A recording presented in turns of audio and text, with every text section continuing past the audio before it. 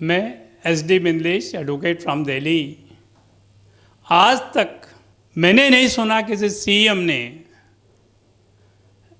King makers की, gangster नहीं, king makers की 1000 करोड़ संपत्ति को तहस नहस कर दिया हो और उसके ऊपर मकान बना करके गरीबों को, टीचरों को, लॉयर को और मीडिया पर्सनल्स को नो प्रॉफिट नो लॉस पर दें।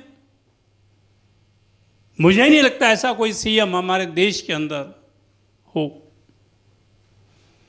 एक योगी भगवे कपड़े पहनने वाला, जिसे लोग समझते थे कि ये तो नकारा आदमी है, टोटल फेलियर रहेगा, शायद 3 महीने के अंदर रिजाइन कर जाए या इसकी गवर्नमेंट को टॉपल कर दिया जाएगा। आज he has become the demand of the nation. UP को छोड़िए, आप देश के किसी हिस्से पे पूछिए तो यही कहेगा, जी हमें तो योगी जैसा सीएम दे दीजिए, हमें केजरीवाल जैसा नक्कार आदमी नहीं चाहिए, हमें उद्धव ठाकरे जैसा बेकार इंसान नहीं चाहिए, हमें ममता जैसी बेवकूफ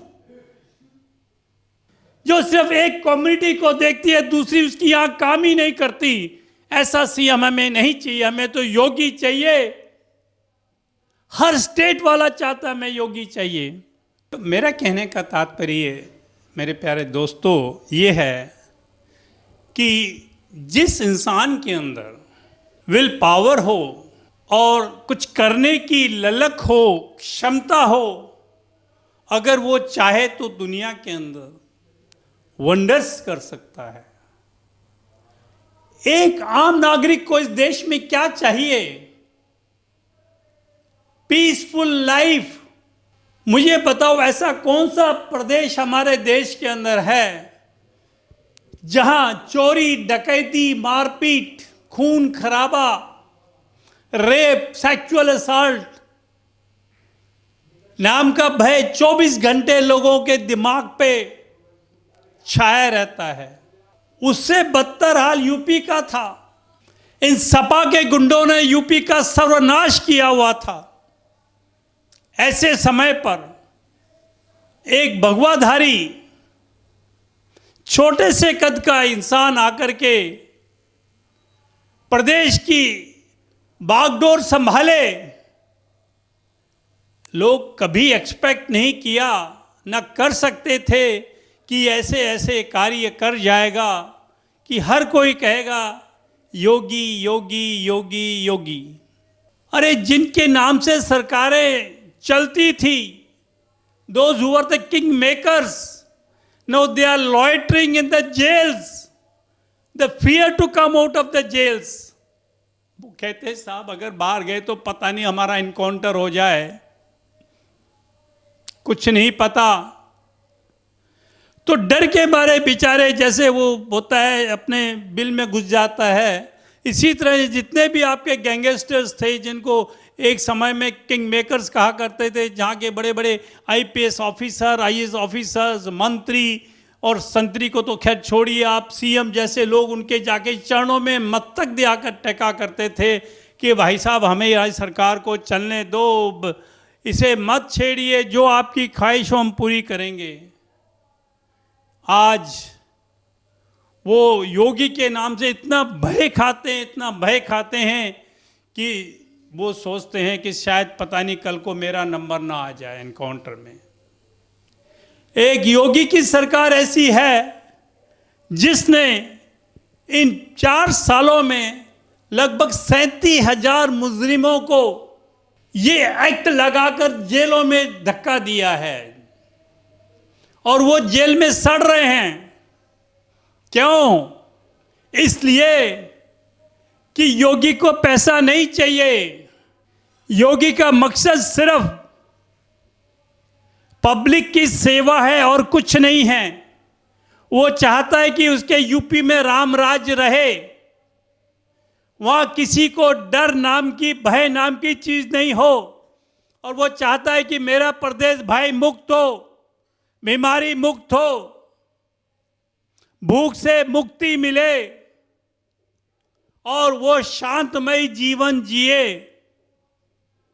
आप बताइए मुझे, आज के हिंदुस्तान में या आज से पहले ऐसा कोई सीएम हो जो इस प्रकार की सोच रखता हो? आज तक जितने भी सीएम आए, चाहे वो सपा को ले लो, बहुजन समाज को ले लो, या किसी को भी ले लीजिएगा आप, दे वर मनी मिंटिंग मशीन्स।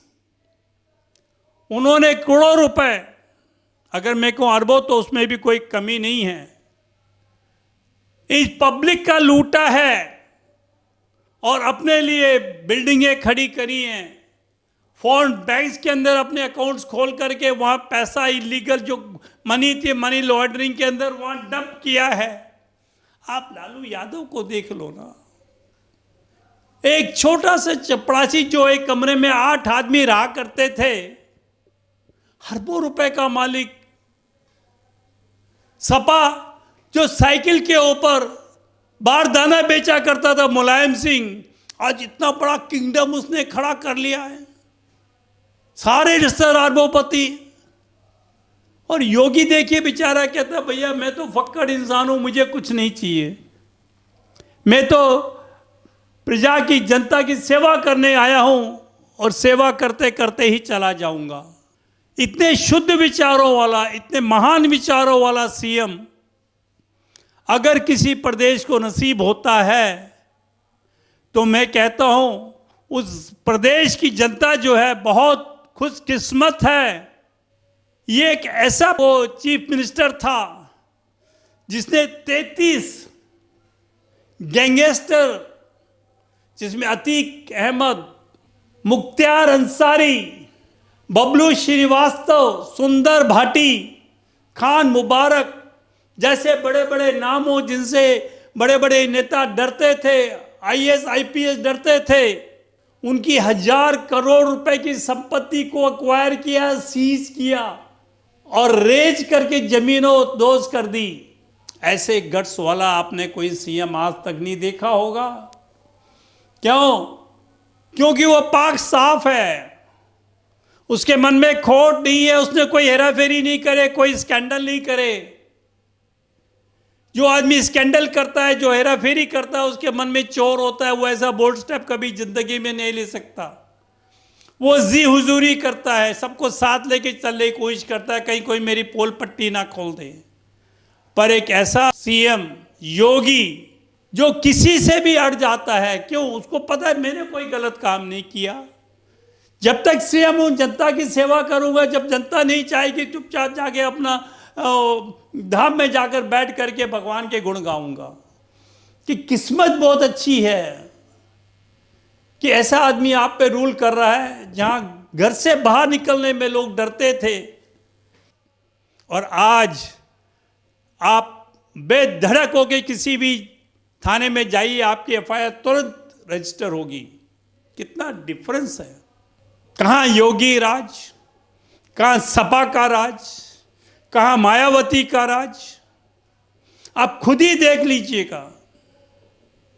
बाकी जिन लोगों की चौधराहट खत्म हो गई, जिन लोगों की इलीगल सोर्स ऑफ अर्निंग खत्म हो गई, जिनके 2 नंबर के बड़े बड़े धंधे थे वो खत्म हो गए, साहब उनका जीना हराम हो गया।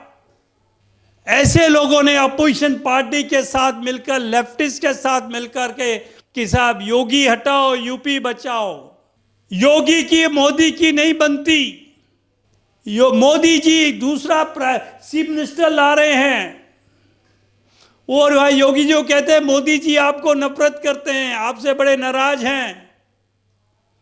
इस बात पे मुझे एक बार बात याद आ गई। मुगल टाइम के अंदर हमारे देश के अंदर तलवार और ढाल बहुत अच्छी क्वालिटी की बना करती थी। लोग पूरे विश्व से हमारे देश की तलवारें और ढाल खरीदने आया करते थे और पूछते थे साहब आपने ऐसी किसमें क्या कारीगरी कर दी है कि ये दुनिया की नंबर 1 ढाल है और नंबर 1 तलवार है। तो उनका जवाब होता, भैया मैं तो साधारण आदमी हूँ, जो मेरे बुजुर्गों ने सिखाया उसी तरह मैं ढाल बनाता हूँ। दूसरे ने कहा, जो मुझे बुजुर्गों ने सिखाया मैं वैसी तलवार बना रहा हूँ, मुझे नहीं पता इसमें क्या खासियत है नहीं है। फिर जैसे आजकल एंटी नेशनल एलिमेंट्स घूम रहे हैं गली गली में, उन्होंने कहा भैया ये तो सारी दुनिया में छा जाएंगे, क्यों ना इनको आपस में भिड़ा दे ताकि ये दोनों ही खत्म हो जाएं। तो वो बात मेरी जो है आज के इस मुकाम पर बिल्कुल ठीक बैठती है। अब क्योंकि योगी यूपी में और मोदी देश के अंदर ऐसा कार्य कर रहे हैं, ऐसा कार्य कर रहे हैं जो कि स्वतंत्रता के बाद इस गुलामी की जो जकड़न से निकलने के बाद देश में किसी ने आज तक नहीं किया। चाहे वो नेहरू रहे हों, जिनके बाद में सबको पता है उसने किस तरह से हमारे देश को बर्बाद किया, और वो कैसे एक ह्यूमनाइजर था, कैसे वो एक पर्टिकुलर कम्युनिटी तरफ बिल्कुल बैठता, किस तरह से उसने हिंदुओं को इस देश के अंदर एक नरक में लाके डाला। उसके बाद भी वो कितने सालों तक देश के ऊपर प्रधानमंत्री बन करके कब्जा करके रखा। उसके बाद तुम्हारी इंदिरा गांधी आई, चाहे राजीव गांधी आए, थंपिंग मेजोरिटी से आए, वैसे आए, उन्होंने हिंदुओं के लिए देश में कुछ नहीं किया। उनके लिए वक्फ बोर्ड बना दिया, माइनॉरिटी कमीशन बना दिया, एक से बढ़कर एक उनको सारी सहूलियतें देते रहे, और हिंदुओं को बिल्कुल एक वो कहते हैं ना हाशिए पर लेकर आ गए। वो अपने मदरसों में इस्लामिक शिक्षा देते थे, कुरान शिक्षा देते थे। हम अपने प्राइमरी स्कूल्स के अंदर जो हमने देव समाज स्कूल हो गया, डीएवी स्कूल हो गया, सनातन स्कूल हो गया, मंदिर हो गए, वहाँ हमने छोटे छोटे स्कूल खोल रखे थे, उन सबको बंद करवा दिया गया ताकि हिंदुओं के अंदर हिंदू धर्म नाम की चीज़ खत्म हो जाए, और जो मुसलमान है वो एक कट्टर मुस्लिमिक बन करके निकलें और हिंदुओं और मुसलमानों का झगड़ा चलता रहे। और हम कहते हैं हिंदू मुस्लिम भाई भाई, गंगा जमुना तहजीब भाईचारा वगैरह वगैरह नैरेटिव निकालते रहे, और हिंदू मरते रहे, खत्म होते रहे। और एक पहला शख्स है हमारा योगी, जिसने ना देखा ये हिंदू है, ना देखा ये मुसलमान है, सबके लिए समान। और यही मोदी जी, ना उसे इससे मतलब है कि ये हिंदू है, ना इससे मतलब है ये मुसलमान है, सबके लिए एक ही पॉलिसी, एक ही कानून, नो अपीजमेंट, नथिंग एल्स। और एक ऐसे सीएम को जिसने निडर होकर के इन गैंगस्टर को इस आपके प्रदेश से उनके भय से मुक्त किया है, उनकी इलीगल जो मनी थी उनकी, वो उसको अक्वायर करके सीज करके नष्ट करी, और वो प्रॉपर्टी को गरीबों में नो प्रॉफिट नो लॉस पर बांट रहे हैं। और किस तरह उस बंदे ने कोविड के अंदर होते हुए भी, कोविड से कोकदस्त होते हुए भी, किस तरह से उसने घर बैठ करके पूरी एडमिनिस्ट्रेशन कंट्रोल करी, और आइसोलेशन के बाद हर हॉस्पिटल में जाना है, हर जगह जाना है, और कितना फील्ड वर्क उसने किया। आज तक शायद ही किसी सीएम ने, ना केवल यूपी बल्कि पूरे देश में ऐसा सीएम नहीं पैदा हुआ जो इतनी मेहनत करे, इतनी पब्लिक की परवाह करे। तो मैं तो ये कहूँगा, ये जो चंद लोग जो हैं एक नैरेटिव सेट कर रहे हैं ताकि 2024 के अंदर योगी जी ना आए या मोदी जी फेल हो जाए, इस तरह की जो सुदबुदाहट चल रही है, इसको आप बिल्कुल नकार दीजिए। इसमें किसी किस्म की कोई सत्यता नहीं है, एक कुछ भी नाम का इसके अंदर एसेंस नहीं है। इससे टोटल फेक और लोगों को मिसलीड कर रहा है, क्योंकि अपोजिशन पार्टी की एक बड़ी अच्छी आदत है कि हर इलेक्शन से पहले वो नैरेटिव दे देते हैं, कभी लिंचिंग का नेगेटिव दे देते हैं, कभी किसी का नैरेटिव दे, कभी इंटॉलरेंस का दे देते हैं, ताकि पब्लिक का जो माइंड है टेम्पोररी डाइवर्ट कर दो और वो रूलिंग पार्टी को वोट ना करे। धन्यवाद। मैं SD बिमलेश एडवोकेट। अगर आपको मेरा बाइट अच्छा लगा तो प्लीज़ सब्सक्राइब करें, कमेंट्स करें। जय हिंद।